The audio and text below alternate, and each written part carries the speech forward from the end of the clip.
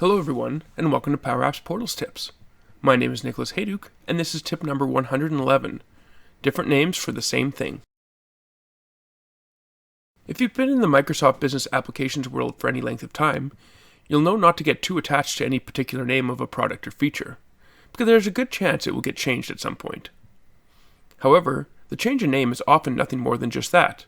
The name changes, but the functionality remains exactly the same. This obviously has many practical implications, one of which is that it can make community content that is otherwise still accurate more difficult to find. In this tip, I'll cover some of the various names that have been used in what is currently known as Power Apps Portals. Let's start with the obvious. Power Apps Portals hasn't always been the name of the product. Before Microsoft acquired the technology in 2015, it was known as ADX Studio Portals. But even before that, it was known as XRM Portals. After the Microsoft acquisition, it's been known by a few different names, including portal capabilities for Microsoft Dynamics 365, Dynamics 365 Portals, and then finally Power Apps Portals. While some functionality has certainly changed over the years, much of the community content you can still find for ADX Studio Portals is still very applicable today.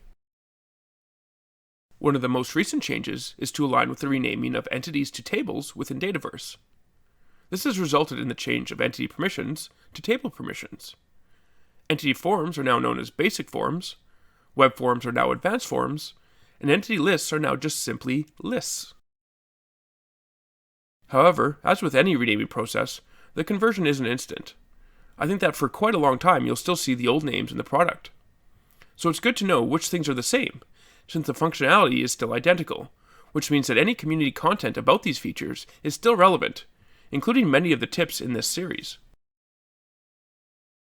Thanks for watching, and I hope you found the Power Apps Portals tip number 111, on different names for the same thing, useful.